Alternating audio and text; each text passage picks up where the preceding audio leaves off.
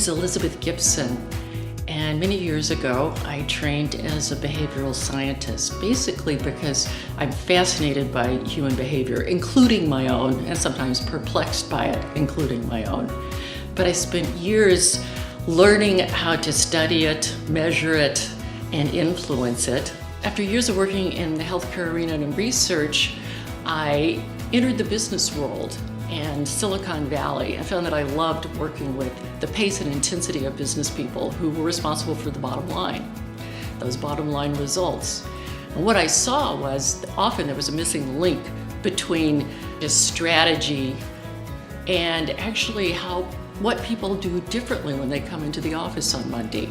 Really, there's a big missing link between strategy and behavior. It may be behavior of people on the front lines, it may be behavior of a leadership team, it may be the behavior of a CEO. Behavior actually links to the bottom line results. Long before people heard of anything like behavioral economics, I was looking at ways to apply the early research and decision making to the business world.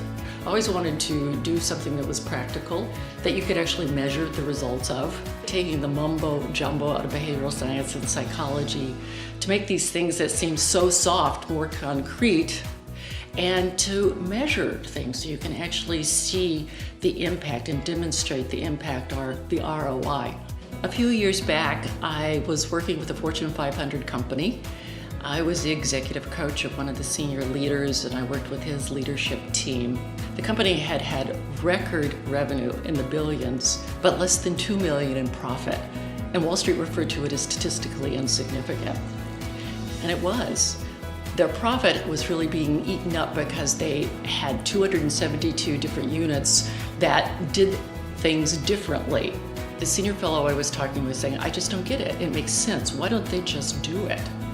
And I said to him, you're trying to change the work habits of 30,000 people. And there is a way to do it. It's not easy, but it is possible. The company turned around and the stock price increased by over 1,400% in the next 3 years. And I'm very grateful that the CEO of that company publicly gave me and my team a great deal of the credit. One of the questions clients ask me is, when you're doing executive coaching, when you're coaching a senior leader, where do you start? And the place I start always is with the leader's intentions. What do you want to be known for? What do you want people to associate with you when you walk down the hall?